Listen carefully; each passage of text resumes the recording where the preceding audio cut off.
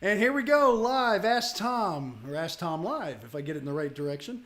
And that's what we do here, is you ask me questions about your home improvements, whatever they may be. I've been answering them for, well, all my life, it seems like, but at least since I was maybe 8.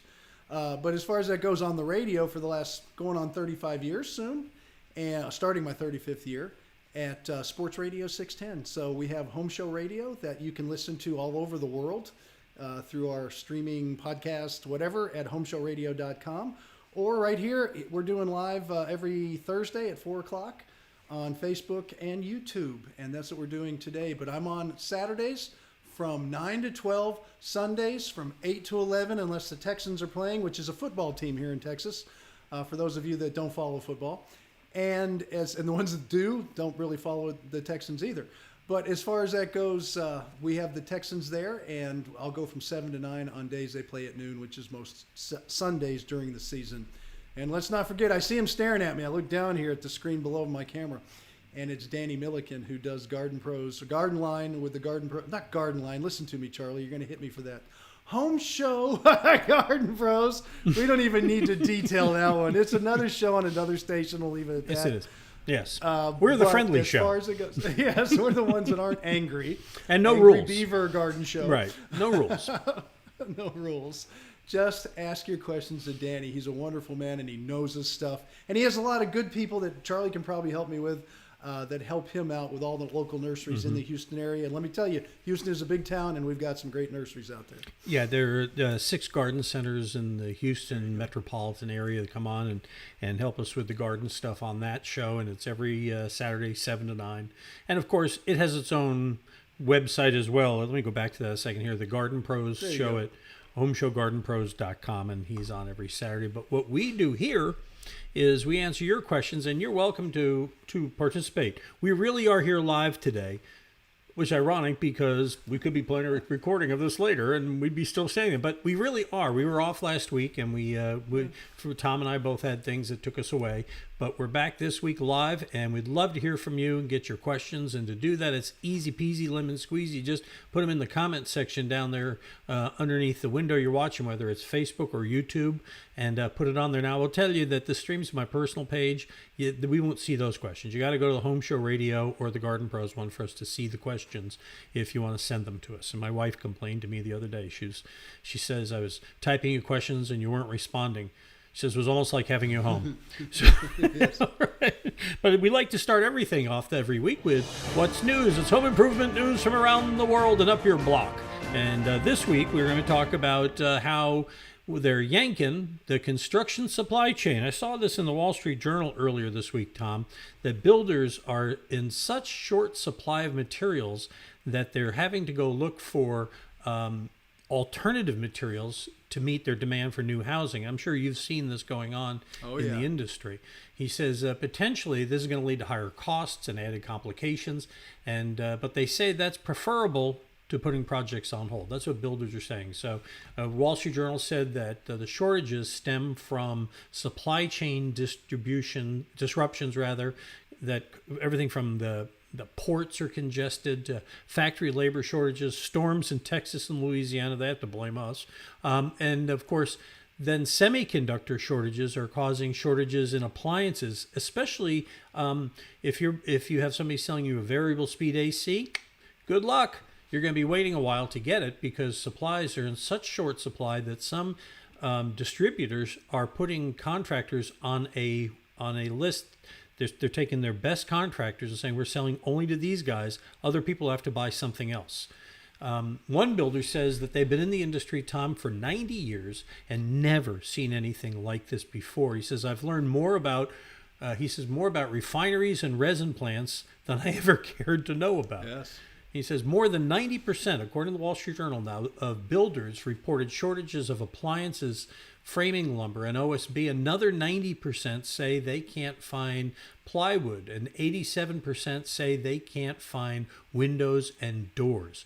Plus, plastic roofing membranes are now getting hard to come by because of shortages of the raw material, as well as a lack of truck capacity to move the things around. So there was a Wells Fargo housing analyst in this article that says it used to be whack-a-mole. And you'd whack one thing over here and the other one would pop up. She says, right now, there's like 6 of them coming up and you can only whack 2 of them at a time. So I guess this means, Tom, is that if you're planning a house, you better be real flexible with the timeline to get it built. Do you think that's about right? Yeah, there's several comments I can make. One, the resins, they come from India. They had such a bad, out of control COVID issue that it shut all the plants down. Resins go into paints and glues. That's why they say plywood and OSB. It's not that we don't have the wood. The trees are growing. They don't care. It's because we don't have the glue to put them together. Now, you also made a comment about it's best to keep going with alternative materials. I personally don't think so, because I think what we're doing is we are creating an inferior product. And in the long run, it's going to bite some people 10, 15, 20 years down the road when the homes start to fail in certain areas that they wouldn't have had the failure with the tried and true products and building techniques we're using. So I would be very careful. I'd almost, if you can, like to see you buy an older home, fix it up right now, then go into the new housing market and buy something new, because they're, I'm not going to say cutting corners, but they're just using, whatever they can get. And whether it's as good or not, it doesn't matter as long as it fits the bill for now. Mm-hmm. So be careful with that. So there's a lot of different things. And Charlie, before I start all that, because my mind was going, you asked me, what was that question you asked me to fill in at the end? Do you remember what you just asked me when I got started? Anyway, those are my comments, and I'm sure there'll be more coming. But there's so much going on. We were talking about the materials and how, would you put projects off and what kind of alternatives, and you've answered that question. And that I got around in a roundabout way. Yeah, I was like, that's exactly what I'm seeing, because I am so frustrated as a builder. Well, I was a builder, but I'm seeing it in the industry. And the labor force, the trucking and stuff too. The labor force has changed. We don't have a labor force anymore. I don't know, and I'm not going to get into all the political stuff, but our labor force is non-existent. People are not going back to work. Right. They are not going back to drive trucks. I run a training school. I can train hundreds and hundreds of thousands of people. I've got millions of dollars in training money. Nobody wants to do that work anymore. They just don't want to do it. It has nothing to do with the quality of the pay or anything else. It's just not part of what they want to do, and they're not going back to it. So that's the other thing. People say, let's make it all in the United States. If you can't fill the plants with people to work there, no matter what you pay them, people are not motivated by lots of money anymore. They're motivated by their lifestyle, not doing much and being taken care of. It's the American way. And so it will be decades before we still go down, before we go back up. And I don't know if I'll still be alive because of my age, but it eventually will have to catch up with itself. But right now, it's going to be a long-term problem with the workforce of America. Well, I hope you're alive for that, Tom. I mean, it's like, Well, I can only live so long. I mean, 30 years. I'll be 93, 96. I don't really care at 96. About the truck, but your point about the truck drivers, Tom, is that I read where the problem with truck drivers is not that the job is bad, but like during the height of COVID, when they had cut down on all of the long-term trucking, long distance trucking, a lot of those truckers got hired by Amazon and FedEx and other shipping people, local shipping people. So now instead of running long runs, they're working closer to home and getting home for dinner. And so lifestyle, again, people are looking for an easier lifestyle. But think about this. Right now that sounds great. But when Amazon has nothing to deliver, what good does it do you? Well, it will happen. They don't make stuff. They just deliver stuff. We make a point of not being political on this show, and so well, no, they don't make stuff. I feel like there's a political pothole ahead. I'm going to steer the car around it and get to the questions, because maybe politics drives the country. Maybe so, but you know what? It's not gas in our tank here. We're all about home improvements, and we're going to stick to that topic here today. So if you have a question and you'd like to share it, it's easy. Just go ahead and put it in the comment section. It'll pop up, and we'll do our best to answer your question here live. In the meantime, I have a couple questions here, Tom, gleaned from the Ask Tom section at HomeShowRadio.com, which, by the way, where is that? I've got that right here. If you go to HomeShowRadio.com, we won't be able to get these now, but if you want to put one on for us to answer later, go click on Ask Tom right there, and it takes you down to this page where you can either send us a video or do it live. And that brings you to this form where you can send us pictures, and that always helps us. So, first question comes from Bob in Coppell, Texas, which, by the way, I hope I got that pronounced right. I worked hard to make sure I got it right. Anyway, he says, what is your opinion on painting bricks on my house, Tom? He's in North Texas, obviously. So I'm concerned about ongoing maintenance. Is there a special paint that is used or prep? And I've read that staining bricks is better because it allows the bricks to breathe. But I cannot find anyone who does brick staining. What say you?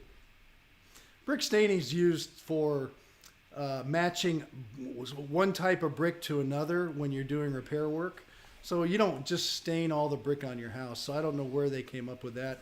You'd have to be very careful because a brick already has a color and a texture, and you start putting stain on there, you don't know what it's going to look like. So be careful. It'll take it, it'll absorb into it, it'll change the color, it'll eventually wear off, and you'll have to keep doing it. And you can't restain it again and get the same look because it's going to be a different base. Every time you stain something, the base changes, the outcome changes too.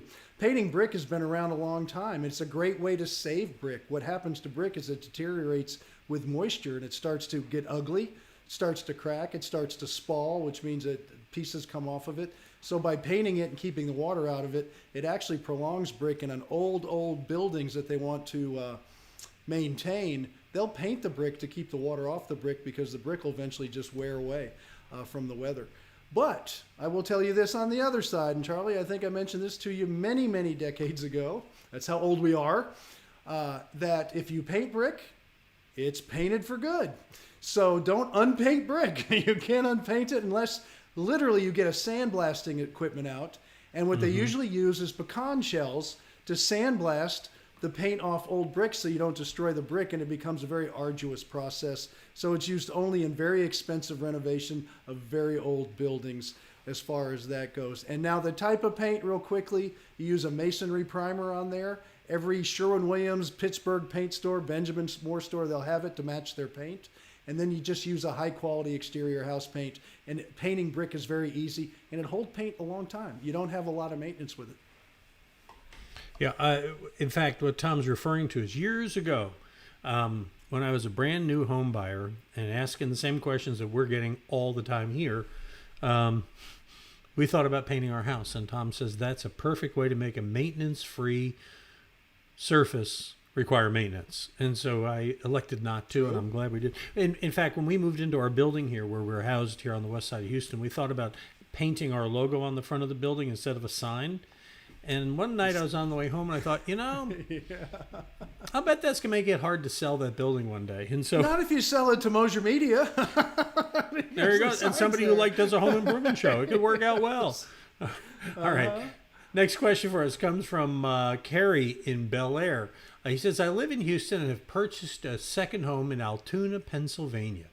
It's a double-wide trailer with a screened-in add-on porch. And she says the siding on the add-on is something similar to T111, which I guess is like a plywood kind of product. Isn't that right?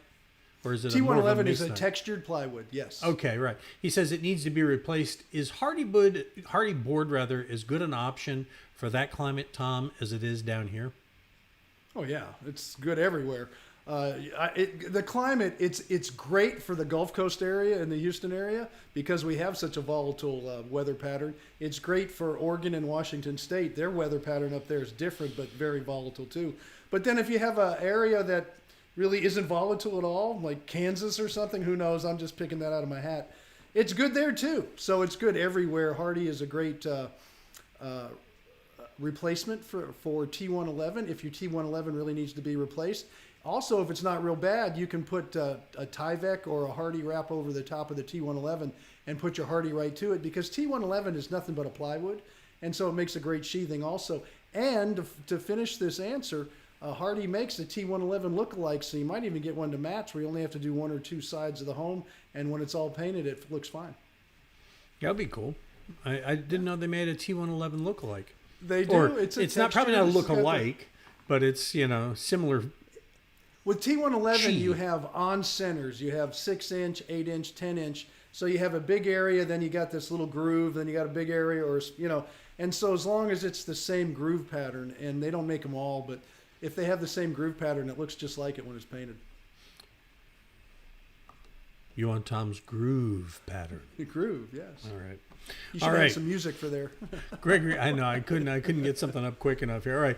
Gregory in Perrin, Texas says, how do you separate okay, let me start over. How do Yes. separate electric providers get power to your house when there's only one power line coming to the house? I've always wondered this myself. How do they separate the power coming from one guy in the neighborhood when it's all on the same power line? So, you have 3 different power providers. How do they know what house is getting the power if it's all coming down? It's actually a pretty logical question. It's a logical question with an illogical answer. All the power is the same. That's why when people say, well, I'm only going to buy wind power, I'm only going to buy solar power, the power made with that wind generator doesn't necessarily go to your house. It goes into a big pot that CenterPoint in the Houston area will distribute, and wherever else you'll have a distribution center, they just distribute the electricity. It's just being made. And what they do is they buy batches of power. It's like a commodity. They buy so much that they can sell, and when they read your meter, they just tell the company what you used, and you paid to that company, which pays a certain amount to CenterPoint for the delivery charges, and they've bought a certain amount that they can sell from a wind supplier, a solar supplier, or a little bit of both. It's weird, and there's no way for me to say anything except it's all the same power. It's all on the same line. You don't know what power goes to your house, and the neighbor doesn't know what power goes to its house. It's just generating power, and they have this weird way of generating profit by selling sections of power and selling it to the power makers, or paying the power makers and then taking a cut off the top. So that's when you get the delivery charge. When you go to powertochoose.com, and you're looking at the different pricing options, because that's what we recommend if you're going to shop your power. You go to powertochoose.org or .com. It resolves in the same place, and you can put in your zip code, and it'll tell you the pricing for that power. And when you go down, break it down and look in the detail sheet, there's always a delivery fee from CenterPoint. That's them paying to run the pipes that actually the wires that come to your house. Now, that's a delivery fee. That's a fixed fee that goes to the delivery people.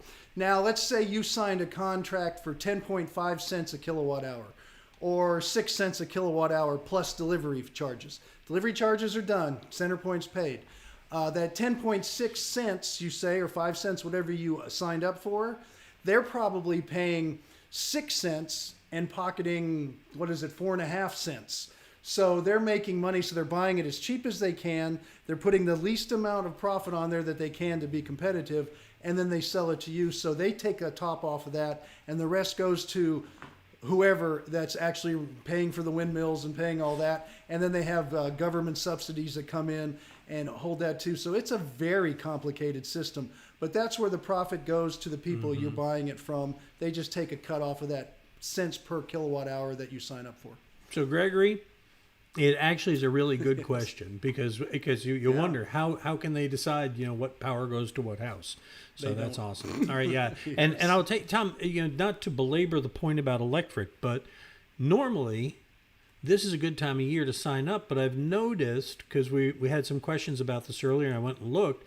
Rates are actually not dropped off like they normally do this time of year. What do you think It's too is early driving right that? now. Okay. Driving that's a lot of different things, including politics, which we're not allowed to get into. This is going to be a little bit of a rough year. Okay, we have elections coming up; things will happen. But as far as that goes, I would tell people to wait till January or February, where people are starting to go into a new fiscal year and they want to beef up their group of people in their whole, I don't know what you call it, business, all their customers. And then you'll see it drop more, but it's going to drop later this year. It's too early right now. We're still just moved into October. I forgot to mention, we have a brand new home show video that we're going to play here at the end of the show. Oh, yeah. That is going to show what the difference between one kind of fiber cement versus another, one that we like and one that isn't. And you'll find out why. It's a shattering story. Okay, fine. Coming up in minutes. All right. Donna in Meyerland writes to us. She says, I have a 1951 brick veneer ranch-style home that's showing no actual leaks, but might be beginning to get pinholes based on random weird attic noises, which isn't really the sign of a pinhole leak, I don't think. But, I mean, can you talk about when an epoxy relining might be a better choice than repiping? Because she's obviously seeing those options, Tom. And what factors would make you consider one versus the other? Well, right now we're talking about a 1951 home, so I want to be very as specific as I can be. 1950s made great galvanized pipes, so the time you have to have a repipe or a renewal of your pipes, which probably would be a better way to go, is when you lose your water pressure, you get a ton of rust in your water, your toilets are turning red, and you're having other issues, because those aren't the pipes that actually caused a lot of pinhole leaks. Not to say you can't have one, but it's pretty rare. The galvanized pipes that were made overseas and shipped in the late 70s and through the 80s, those are the ones that got the holes in them because the galvanized process was different. But that old Pittsburgh pipe was great pipe. It just is going to come to a point where it has to be cleaned out. So I think that's a better option for you. And as far as noises go, that has nothing to do with your pipes, or I should say pinhole leaks. Maybe somebody's banging on a pipe, but it has nothing to do with pinhole leaks. I would think that the problem with the older pipe, Tom, is less about holes, it creating holes as much as sediment building up inside the pipe.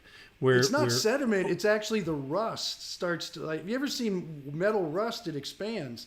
And in there, it's just expanding to where you can cut some of that old pipe and you cannot see light through it, but the holes are small enough to allow water through, but your water pressure starts to drop like crazy. So yes, it is a sediment of sort, but it's actually a rust of the pipe, which isn't that much, but it's enough to close that pipe up. So let's go back to her question, and that is, which do you recommend under what circumstances? Like TDT. Well, in this case, I would probably go ahead and renew. So yes, you're right about that. If she has the older pipe, refresh those pipes. Oh, if they look at her video on the website, Charlie, they will see the inside of those pipes look shiny, brand new again. Then they line it with an epoxy. So the pipe has a lot of wall thickness to it. It'll be fine. But at the same time, I tell people to call TDT, because when you get Vic or Gary or one of the people out to your home, they're going to tell you these are your options. We found some really bad spots we might want to replace a little bit. The rest of your pipe is a great candidate. So let's go ahead and do that. And then maybe a combination if the house is as old as 1951. So I'd like that one-on-one consultation. You don't have to buy a thing.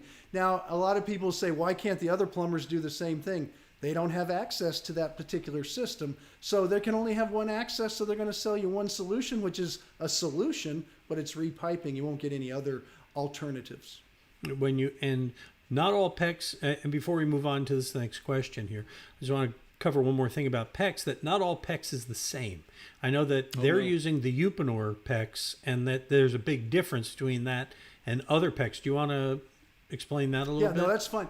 When I was actively building homes at the end of my career, and this was 10 years ago, Uponor came out, and it was a type of PEX. Remember, there was like 50 different PEX manufacturers, but it was the best PEX on the market. So I chose the best alternative for my clients because we got away from copper, and it was a great one. It's a commercial grade PEX, so it depends what you buy. You can buy plastic anything, but there's different grades of plastics and vinyls and chemical compositions of these things. But what I'm amazed at is 10 years later, I've been out of the active building business in the skill training business, which I've changed a little bit as I get older, but it's still Uponor is leading the way. And I like that because they've been a leader now since PEX got really popular. So it's nice that they're still on top of the pyramid.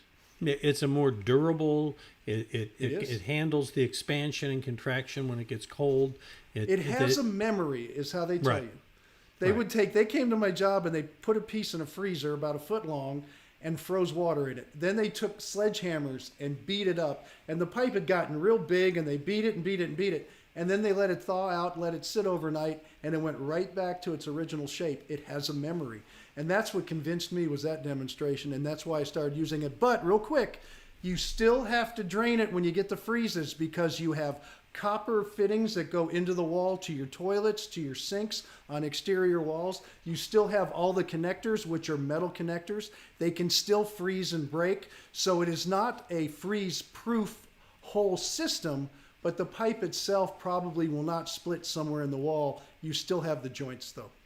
All right, we have come to our final question, our final Jeopardy. And then the right video. Here. Right. Oh, Yes. yeah. We got the video coming up. Hang on for that. Doug in Pearland wants to know, Tom, I've heard you speak before about can I take the air gap hose off my dishwasher? It's really unsightly. And are they necessary? My dishwasher is about 8 years old.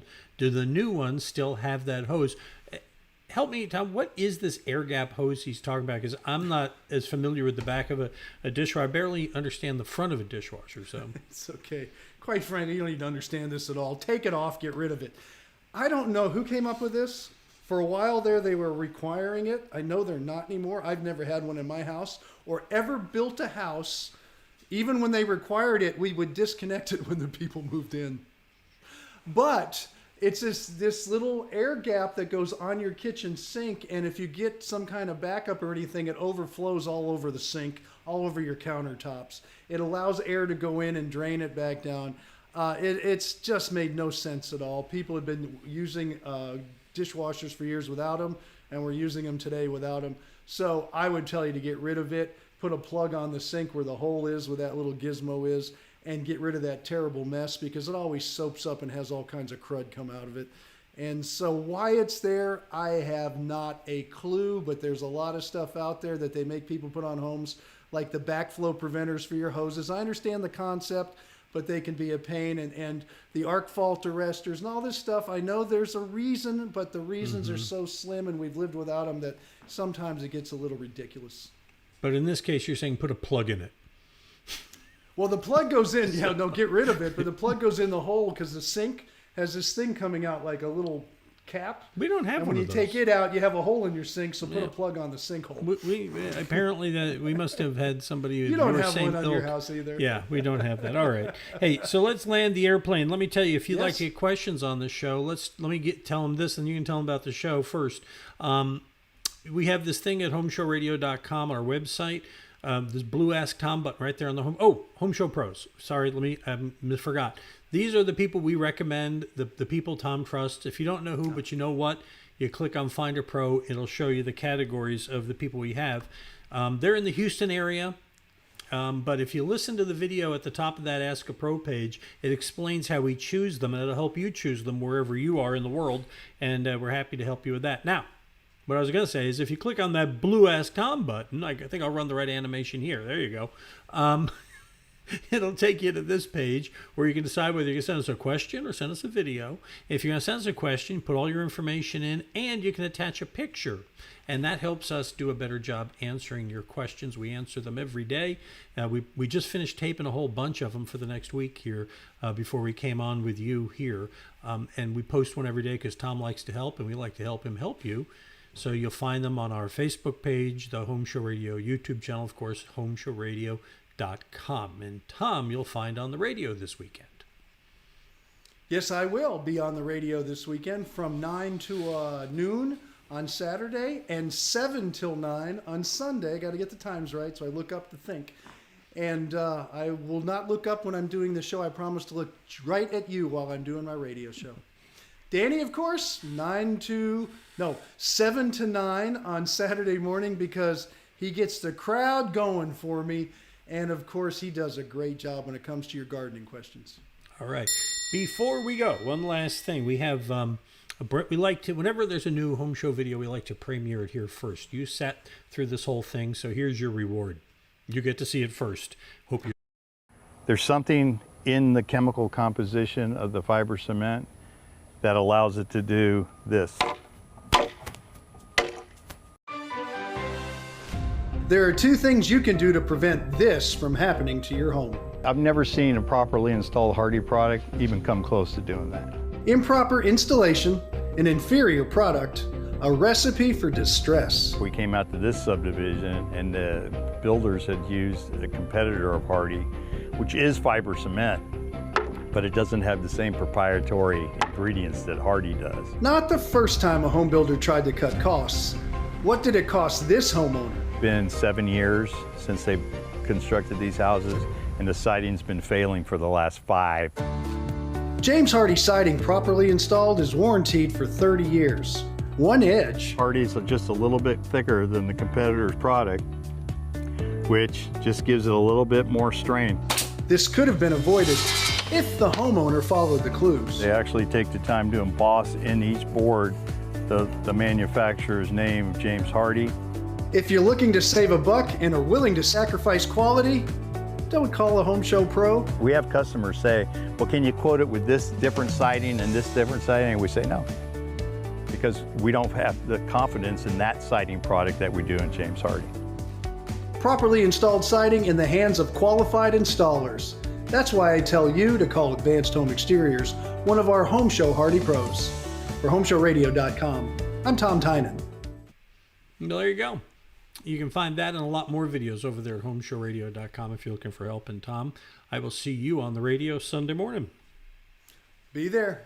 All right. Or be square. Have a great week. We'll be back Yes. next week. Same time, 4 o'clock Central Time here on Facebook Live. Got a question? Ask Tom.